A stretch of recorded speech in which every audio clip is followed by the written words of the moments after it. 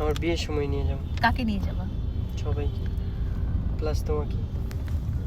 এমন কিপটা এতদিনও কোনোদিন বলে নাই যে চলো আপু নিয়ে যাই।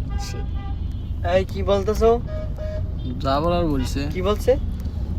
তুমি তোমাদের এলাকায় নিবা আমারে? আমি তো বলছি আপু নিয়ে যাবো আমার বিয়ের সময়। সে কবে বিয়ে করবে ততদিনে আমি ময়রা ভূত হয়ে কবরের নিচে চলে যাই। বিয়ে করবো আর এক বছর বা 2 বছর ওয়েট করো।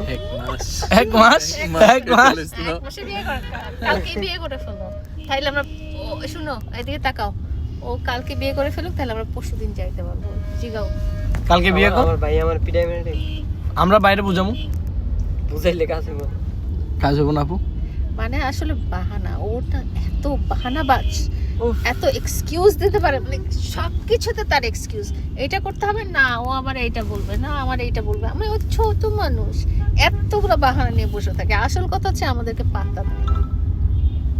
তাই না, হ্যাঁ একবারে মিথ্যা কথা, একদমই সত্যি কথা, একবারে মিথ্যা কথা। কোনো পাত্তা নাই। দেখো আমরা সবাই 3 জন পিছে বসছি, সে কোথায় বসছে? সে সামনে বসছে। কেন সামনে আমি বসছে? আজকে খুব টায়ার্ড। কারণ সে আমাদেরকে পাত্তা দিচ্ছে না। টায়ার্ড হলে এখনো জেগে আছে কেন?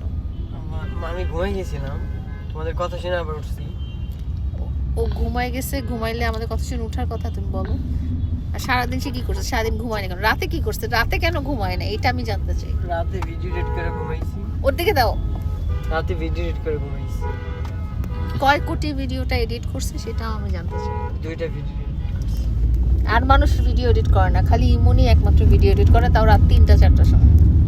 না আমি 3টা বাজে ঘুমাই গেছি, আবার 6টা বাজে উঠে গেছি।